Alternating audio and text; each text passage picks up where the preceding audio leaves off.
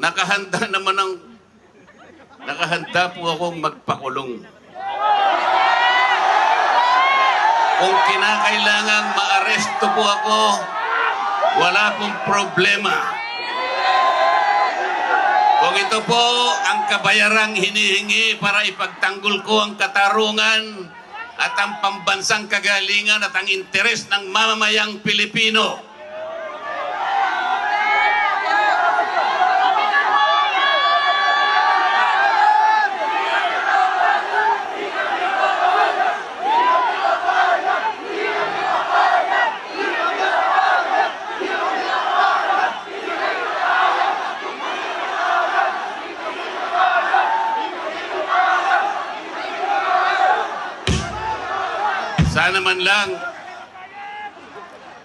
sana man lang may ninakaw ako. Sana man lang kasama ko sa mga mandarambong. Mga nabanggit na yung mga pangalan nila. Ang isa ay si Martin Romualdez. Ang pinagdalhan ng mali-malitang pera. Salamat din po sa mga hindi kapatid ngunit nakikisang-ayon at sumusuporta sa pagkakaisa natin sa gabing ito. Ang iba po ay mga kakilala ko, yung iba po ay hindi ko man kakilala, ngunit nagpahayag po sila ng pagsuporta at pagmamahal sa ating bansa at sa ginagawa natin ngayon. Hindi na nga po sana ako pupunta dito.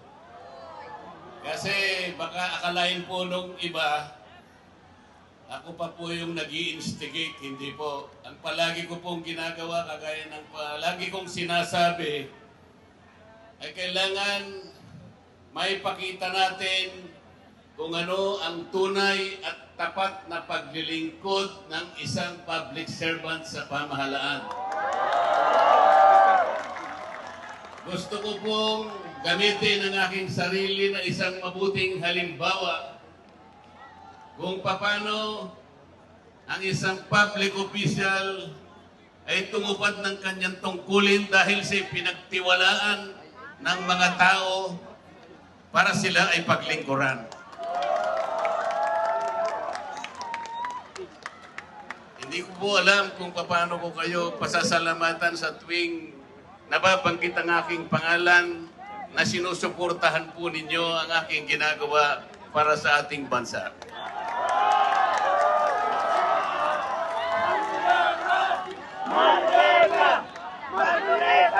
Pangalawang araw na po ito, ngunit hindi ko nakikita sa mukha ninyo ang kapaguran.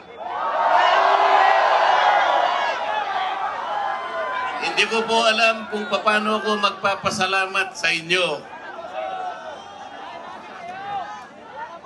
Kung magagawa ko lang, napuntahan ko kayong isa-isa para yakapin ko kayo. Gagawin ko po.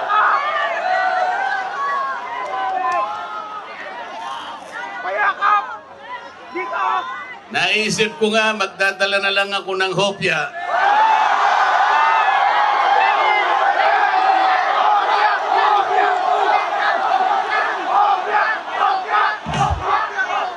Pero nung makita ko po na napakarami ninyo, kahit 30 pabrika ng hopya, hindi magkakasa sa inyo.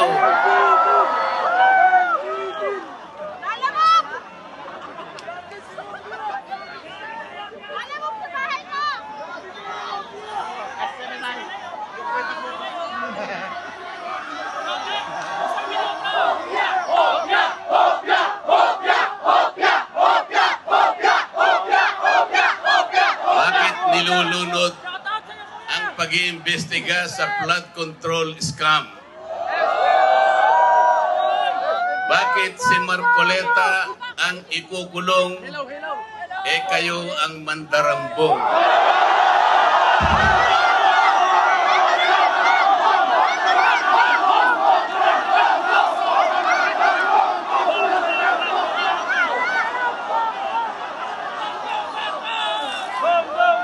Meron po akong babasahin sa inyo. Alam nyo na po ito, pero kailangan pong alam ko uli sa inyo para maitatak po sa ating puso. Ang babasahin ko po sa inyo ay yung pambungad o yung preambulo ng ating saligang batas. Ito po ang kauna-unahan, ito ang pambungad, ito yung panimula. Kung tawagin natin sa English ay preamble. Ito po ang sama-samang isinulat ng bawat isang Pilipino noong ang ating saligang batas ay ating pinagtibay. Babasahin ko po. Kami,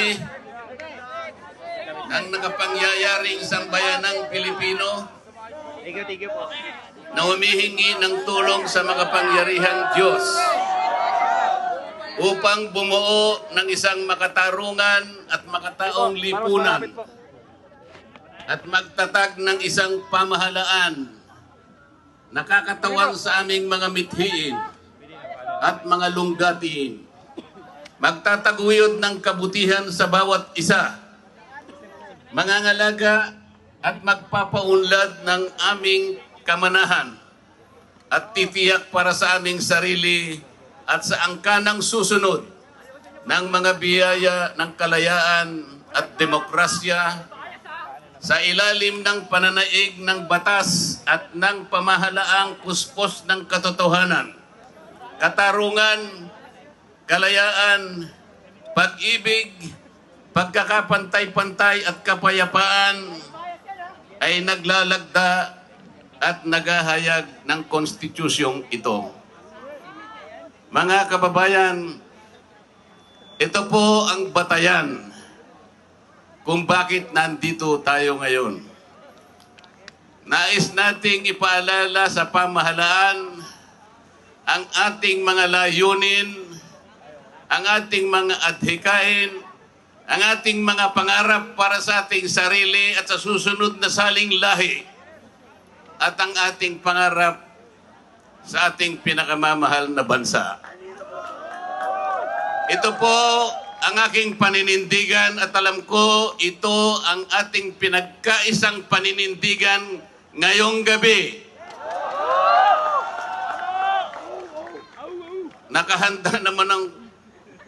Nakahanda po akong magpakulong.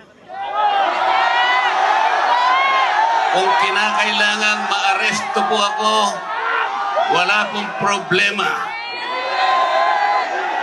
Kung ito po ang kabayarang hinihingi para ipagtanggol ko ang katarungan at ang pambansang kagalingan at ang interes ng mamamayang Pilipino,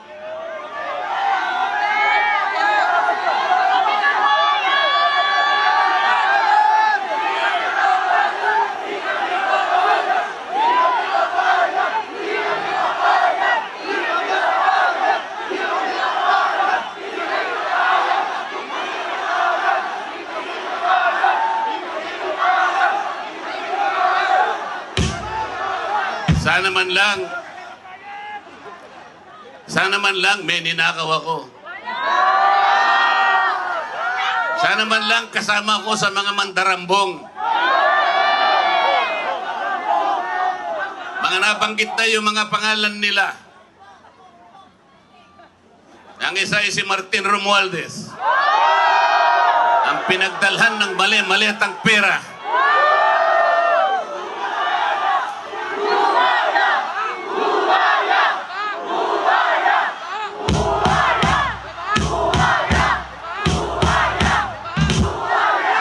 Ako po ang ibinibintang nila sa akin ay salaping pantulong para sa kampanya para ako'y manalong isang senador. Mga kaibigan po na pribado at sarili lang pera ang kanilang itinulong sa akin, baka sakaling manalo nga po ako at nanalo nga po.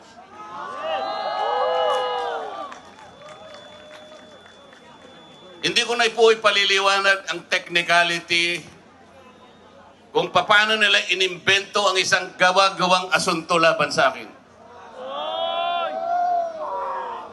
Tingnan po ninyo kung sino pa yung nagtatanggol at tumutulong para sa ganon, matukoy natin kung sino ang may kagagawan ng pinakamalawak, pinakagarapal na pandarambong sa kabambayan. Siya pa ang inaasunto at siya pa ang pinagbabalakang arestuhin. Hindi ba katungkulan ng ombudsman ang sila ang humanap, umusig at parusahan ang lahat ng may kagagawan nito? Bakit ang ombudsman ang nagagalit sa akin? Hindi ba dapat tulungan pa nila ako?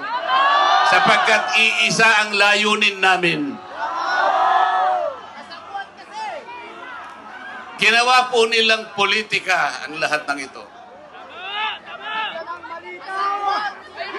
Ang mga asunto po na sinampa laban sa akin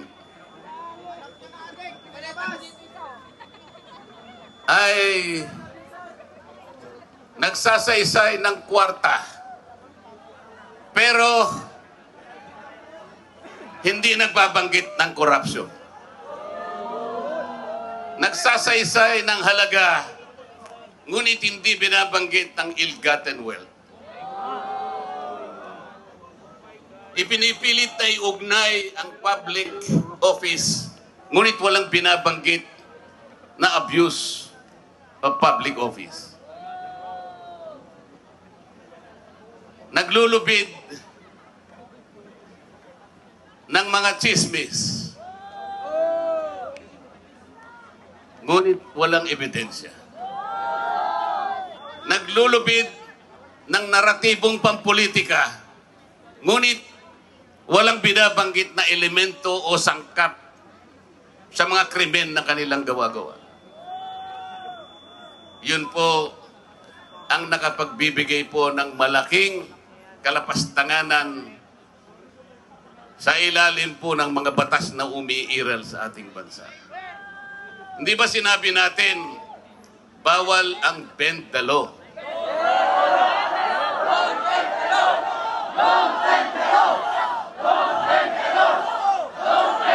Ayun.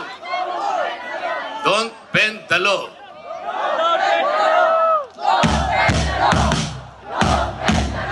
Paano naman kasi? Isa naman kasama ko doon sa bulwagan sa Senado, bigla na lang nagsalita.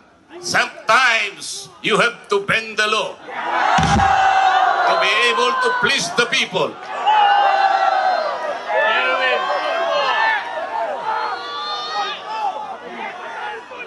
Sumagot naman yung kausap. Sumagot yung kausap. Tinanong kasi siya kung tama yung sinasabi.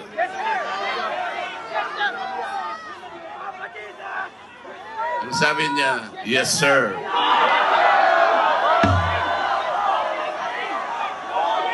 Mga kababayan, uulitin ko po ang aking pagsaludo sa inyo. Ang aking paggalang, ang aking pagpapasalamat sa ipinakita ninyong pagsuporta at pagmamahal sa akin at sa mga bagay na ipinaglalaban nating lahat. Ang katarungan, ang katotohanan, ang pananagutan at ang katarungan. Huwag po tayong mag-iwahiwalay. Ang sabi nga natin, we are one. We are one. We are one. Maraming salamat po sa inyong lahat.